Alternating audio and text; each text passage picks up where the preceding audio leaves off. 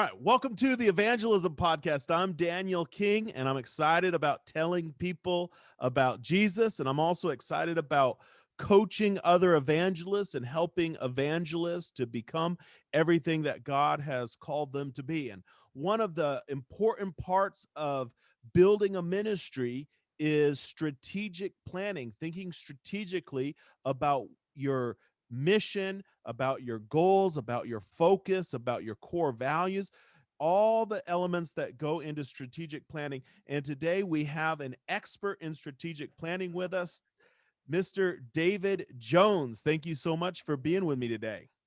Well, Daniel, it's good to be with you, my friend. So appreciate you and appreciate these podcasts. So thank you for the privilege of being with you today. Thank you. So Dave Jones is with the Global Network of Evangelists. It's a ministry of Luis Palau Association. Luis Palau, of course, is a great evangelist, originally from Argentina, now lives in Portland. He's done evangelism all over the world, and they really have a heart for helping other evangelists. And they've had an organization now for quite a few years called the NGA, the Next Generation Alliance, raising up the next generation of evangelists. And now they're transitioning the Next Generation Alliance into the global network of evangelists. And the goal is to build a network of networks, people all over the world who are interested in evangelism. And I'm very honored to be a part of the council for the Global Network of Evangelists. And Mr. Dave, you've really helped in developing that vision. Thank you for being here. Well, thank you again, Daniel. Yeah, good to be with you. And a really important topic, strategic planning. It's an area where a lot of evangelists and Christ-centered organizations do welcome some help. They recognize the importance of it, and they want to do a good job. So you've helped quite a number of ministries with their strategic planning. Let's start at the beginning. What is strategic planning? Well, it's a disciplined process where an organization determines why it exists, where it's going, and how it's going to get there.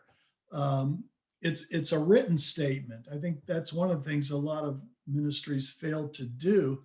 They fail to recognize that a strategic plan needs to be in writing, and it needs to be a living document that helps drive decision making. It's simply just a written statement about why the ministry exists and where it's going and how you're going to get there. It's it's a roadmap. Prior to these things, where you get asked for directions somewhere and someone actually talks to you and tells you how to get from point A to B. In the old days, they had these crazy, printed maps. Your younger viewers won't know what I'm talking about, but you're really starting to date yourself. I just asked Siri where I'm supposed to go. Yeah. So what are some of the fruit of not planning if people have a strategic plan? Well, yeah, I think due to their organization. Yeah, without a plan, obviously there's a lack of focus. Evangelists like to seize every opportunity without a written plan to run those opportunities through some framework, a planning framework. You've got a huge lack of focus and direction. I believe it also places limitations on growth because it makes fundraising difficult when you don't have a specific plan with quantifiable, defined goals and results. It makes fundraising difficult. It creates disorganization too, especially for the board, and the board needs to be engaged in strategic planning, but it creates a lot of disorganization because no one's too sure where the company or the ministry is heading. Without a plan, it's difficult to make decisions because you've got no real framework to make those decisions. And I mentioned fundraising. without some specific quantifiable goals and without a written plan, it places limitations on what you're talking to your donors about, which obviously hurts fundraising. I think the other thing too, without constantly working on your strategic plan, organizations don't know when it's time to reinvent themselves or change maybe the methodology of doing things. I mean, the mission doesn't change, but methods do change. We certainly have seen that in recent months as the world pandemic forced a lot of ministries to shift gears and do a lot more with digital evangelism.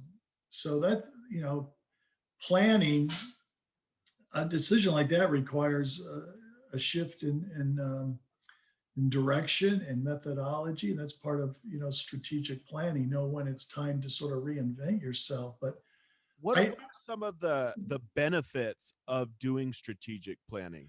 Well, it provides focus.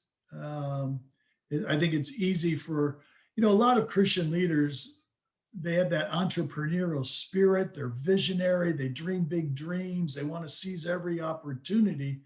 And without a plan, it's just difficult to make decisions. You're kind of all over the map, as they say. I think it definitely helps teamwork, both with if you have a paid staff, your volunteers, your board, prayer partners. A plan where everybody's on the same page and knows where you're going is huge. I mean, imagine imagine a football game where the quarterback calls a play and the center says, "Oh, I don't like that play. I don't want to snap it on 3. I think I'll snap it on 2." Or the wide receiver says, "Oh, I don't like that pass route. I think I'll do something different." You got to get everybody on the same page on the same play. So a written plan does give you some context and framework for making decisions and problem solving. I think it also makes it easier to create job descriptions for your board, for your volunteers, for your staff. The orchestra, as they say, the orchestra now has one conductor, and everybody is playing off the same song sheet, which is the written strategic plan. It definitely improves fundraising, no question about it, because you're making specific asks for specific goals, and it really facilitates fundraising. I think the other thing, a written plan done right, it forces you to concentrate on your strengths as an organization, as an evangelist, as a ministry, and reduce the weaknesses, which is also really important.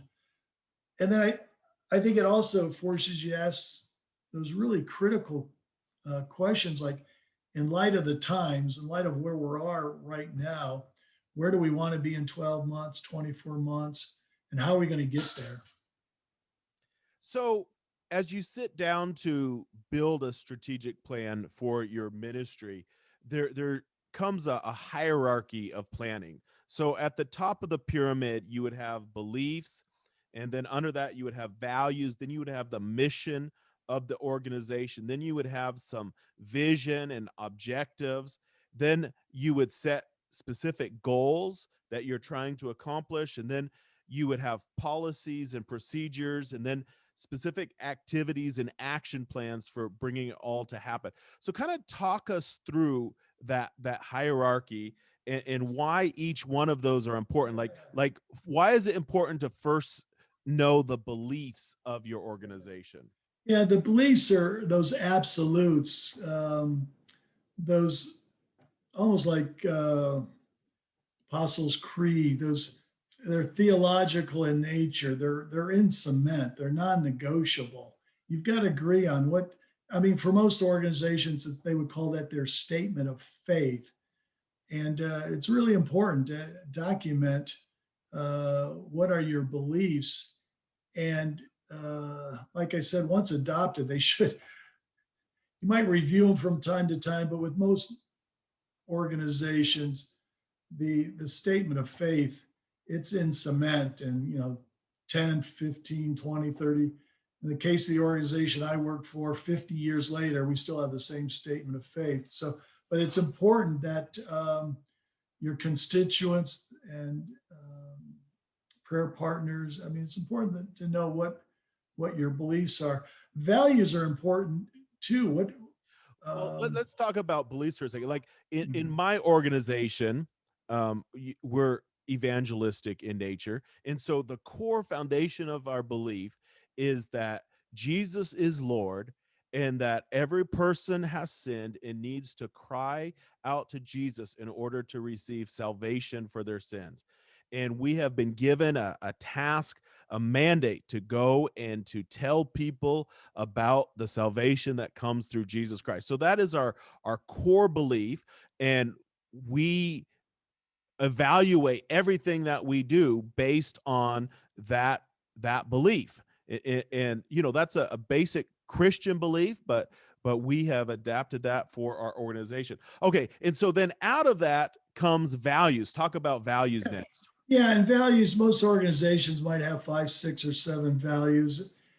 I mean, values might be things like excellence, prayer, innovation, integrity.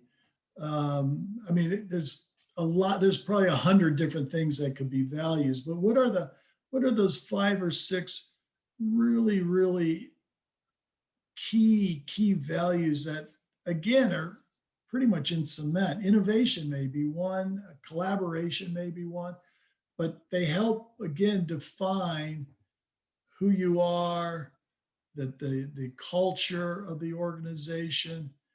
These are values that are just like non-negotiable. It's really important to have a conversation with the leadership of the ministry, the board. What are our 5 or 6 really key values? Um, for a lot of ministries, you'll see things like integrity, accountability, excellence, um, and it's important that they're just not a name only. Um, It's I can easy to think say of, you value integrity, but you got to live it too. yeah, exactly, yeah. And the interesting thing is, I know of a handful of big companies that failed. They had horrific failures. A couple of them are out of business now.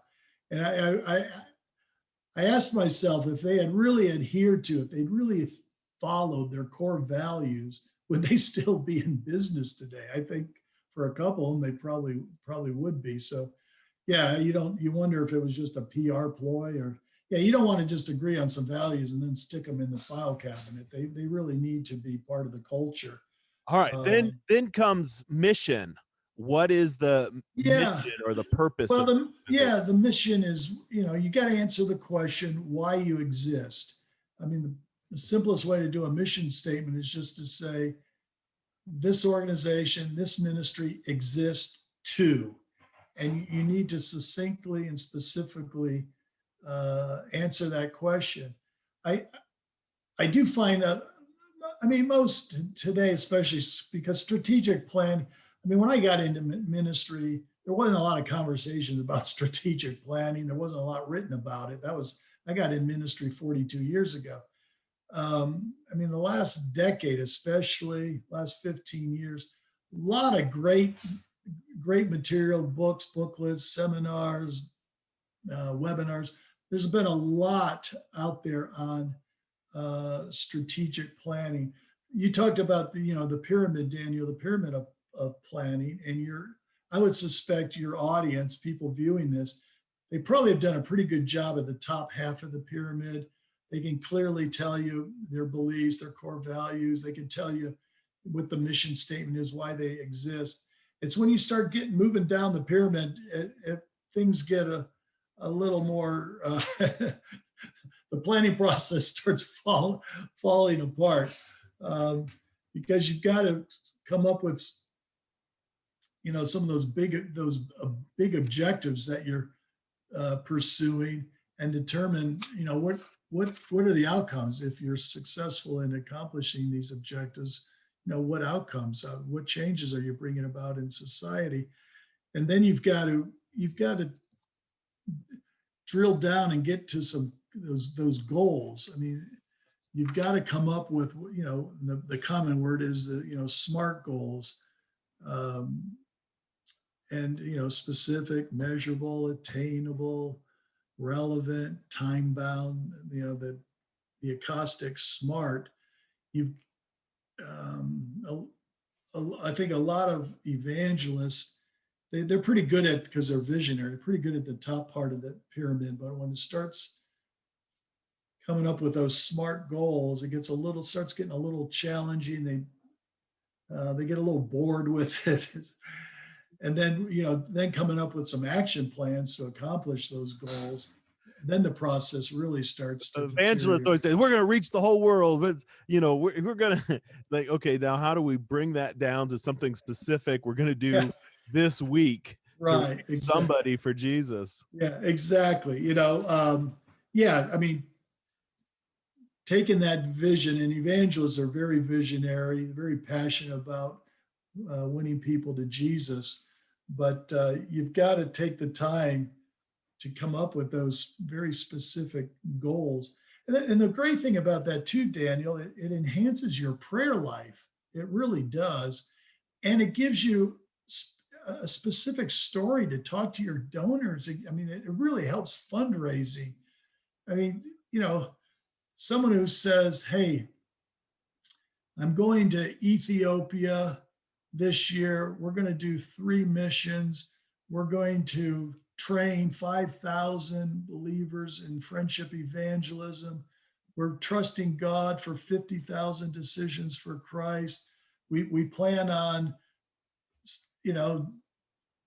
digging 20 water wells in areas where they got no clean water. I mean, when you start putting specific numbers, specific action plans, specific goals in place, one, obviously it enhances your prayer life, but two, now you can, when you're talking to a donor, you're giving them, hey, this is why I need your financial support and help and prayers. Will you help us accomplish these specific goals? So, I mean, strategic planning and fundraising do go hand in hand. I think, after that, there needs to be, once the action plans are in place, obviously you've got to, I mean, day to day, you got to track this thing, that you modify it. It's got to be, once you come up with your plan, it's got to be a living, dynamic document, not something you do just for the sake of having done the exercise and then you stick it in a file cabinet and you don't reference it again until 12 months later. We're at an annual board meeting. Someone on the board says, "Oh, what's our strategic plan again?" "Oh yeah, let me have someone go to the file cabinet and grab it." One of the questions I get asked a lot too, Daniel, now that there's a wealth of great material on strategic planning available, people are always, well, what planning model's the best? And my answer to that, the model that's the best is the one that you'll use. I mean, it's the model that makes sense to you, that you're not going to just stick the document in the file cabinet, but it's going to be a living, dynamic document. So there are a lot of great models out there. Find one that makes sense and then implement it. One of the models that I really like was from a book called Master Planning by Bob Beal. I went through this a few years ago, and it was really an excellent source of how to do strategic planning. Peter Drucker also has some excellent stuff on managing a nonprofit organization. Basically, anything that Peter Drucker wrote is probably good to go through. And like you said, there's a lot of other resources that are out there. Yeah, and again, I would hope all of your podcast viewers and followers, especially if they're a leader of an organization, would slow down, hit the pause button, and if they haven't done any reading or studying or looking into strategic planning, that they would do so. Find a model or find a book, that just find something that makes sense to you. I think one of the mistakes too I've seen, I know I can think of organizations that they'll bring in a consultant, oftentimes at a pretty hefty expense, and they'll impose a model on the organization that just isn't welcomed. I mean, it doesn't make sense to the leader, and and they go to all the trouble to try to put a plan together based on a model that's just not a good fit. So models are just models; they're just tools. So actually, I was in a workshop It's funny, I teach this stuff. I love going to workshops about it because you always learn something new. I was in a workshop a few years ago, and the teacher he said, "Here's how you can do a one-page strategic plan." And I thought, wow, and it was brilliant. I mean, it was just absolutely brilliant. I've used it with some of the evangelists I work with because it was simple, but it wasn't simplistic. And I mean, what I liked about it is they're on one page that you can, tape above your laptop or on, by your desk. There's the plan, and it just, it enhances your prayer life, and it gives you, again, like I said, it gives you some specifics to share with, with your prayer partners. I love it. I mean, I get a lot of prayer letters, missionary letters. I love it when I get a letter from a missionary that spells out some of their quantifiable goals. I know I'm a numbers guy, and hey, there's nothing wrong with numbers. There's a book in the Bible called Numbers. You see a lot in the Bible about quantifiable results, so there's nothing wrong about quantifiable results. But I love it when I get a prayer letter and the evangelist or the missionary are sharing some real specific measurable goals that they'd like you to pray about, maybe consider funding as opposed to this. You'll laugh at this. This is a true story. Years ago, I got a missionary letter, right? And I laugh every time I think about it. It was the saddest thing I ever read in my life. I mean, the whole thing was negative. The children were sick. The dog had worms. They couldn't afford a veterinarian. I'm thinking, what? I'm sorry your dog has worms, but you're a missionary. I mean, did you share Christ this month with anyone? Did you plant any churches? Did you disciple anyone? Did you do any training? So I think one of the real great benefits of having a written plan, it does facilitate fundraising and enhances your prayer life, no question about it. Helps you to keep going even when the dog has worms.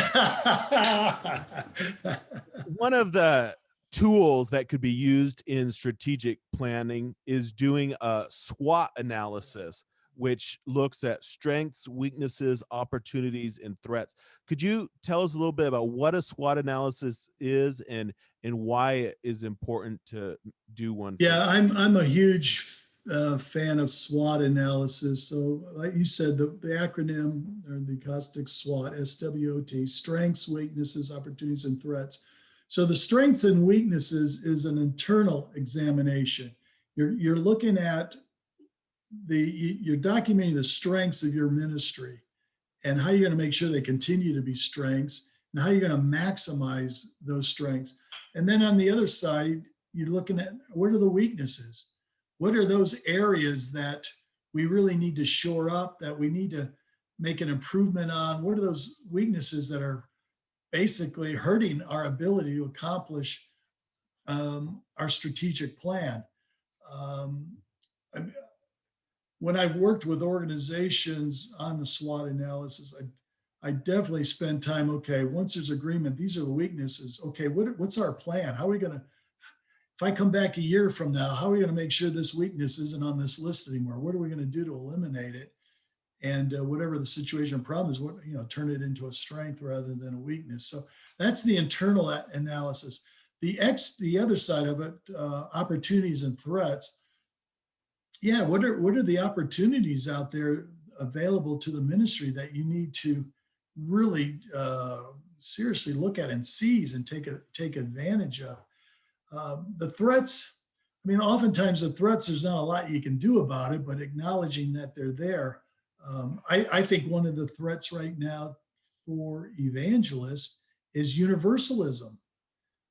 There just seems to be this growing view, especially in America, that because God is a good God, which he is, that in the end, everyone's going to go to heaven. So why do we need evangelists? Why do we need to preach the gospel? I mean, in the end, it's all going to work out. Well, that's a serious theological That's a threat. stake in the heart of every evangelist. Why are you? Well, it is. And I've had sincere, especially young people, say that to me. My response usually is, do you really believe that? And they say, absolutely. Yes, I do. And I said, well, if you really believe that, then God's not a good God. And then they look at me kind of in shock. And I said, well, why would a good, loving father have his son crucified on a cross if it wasn't necessary? To me, that's horrific. That's terrible. That's not, what's good about that?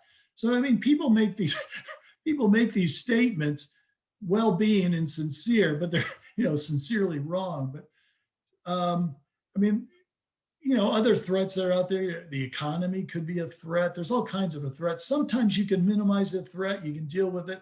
I mean, sometimes you can't, but you need to be aware that these threats are out there because they could have a negative impact on your ability to accomplish the mission.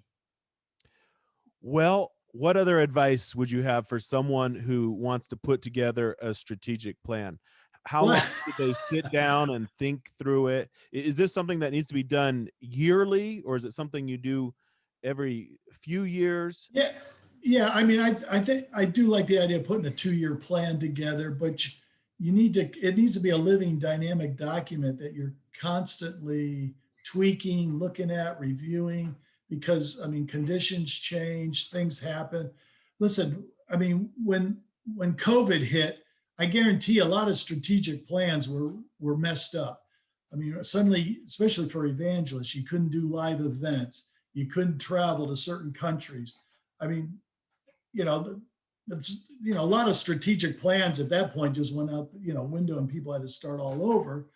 I think one of the positives of that is churches, missionaries, ministries, evangelists, they really stepped up in the area of digital evangelism.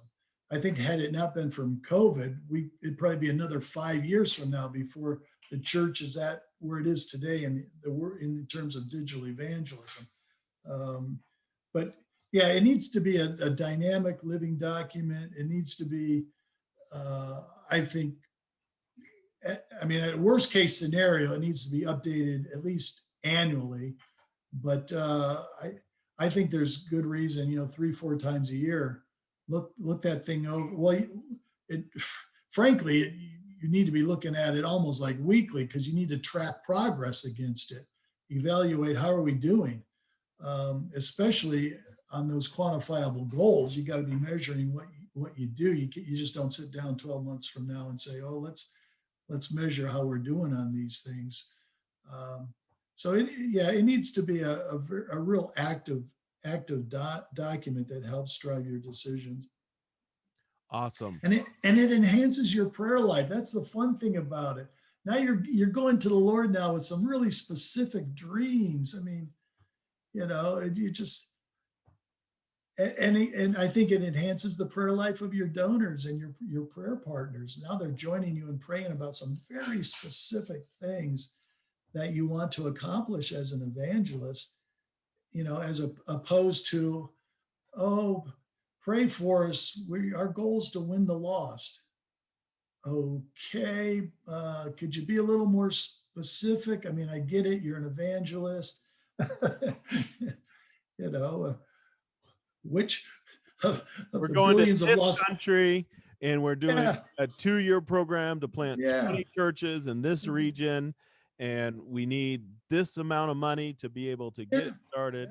Yeah, all of those things really help with the fundraising aspect. Well, and frankly, I mean, I don't know of any foundation or major donor that would write a check to an evangelist or a ministry without having seen their strategic plan. And there may be someone out there, but I mean, foundations for sure.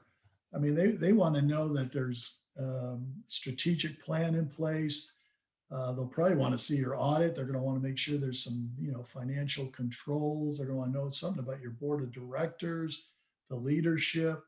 These are good questions. They're questions that keep us accountable, right? Yeah. Accountability is a good thing. That's wonderful. Well, Mr. Dave, thank you so much for joining me today. I appreciate you. And if you want more help with developing a strategic plan, go find the Global Network of Evangelists website, and you can get more information on how to be an effective strategic planning as an evangelist there. Yeah, thanks. Yeah, Daniel, we've got resources on a lot of these topics. We, as an alliance of evangelists, we poll our members. What are the critical concerns you have in ministry? And based on the answers we get, we try to create resources to help the evangelists, especially evangelists, get some help in those areas. And I've been doing this forever. The list doesn't change very much year to year. I mean, what are the concerns? Number one is fundraising. Fundraising. It will 100 years from now, it'll be number one. Every survey we've ever done, number one was money, fundraising.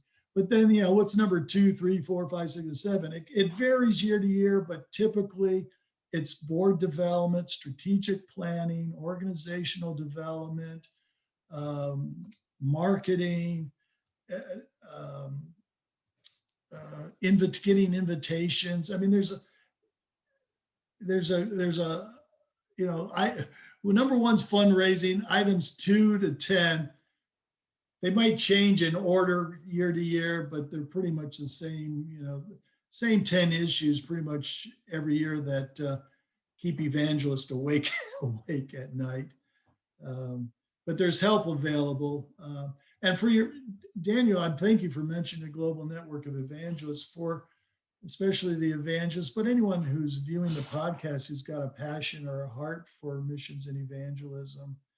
Love to have you connect with us. Join the Global Network of Evangelists. It's free. Joining is free. We do a lot of collaboration, serving together, sharing best practices.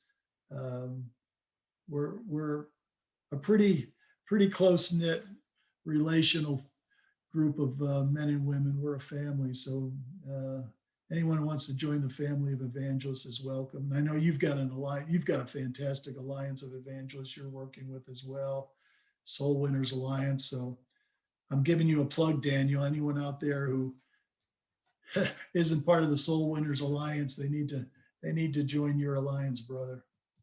Thank you. Well, I think that there's a variety of different great organizations out there, and we should try to be friends with everyone and draw circles of inclusion and be with others who have a passion for leading people to Jesus.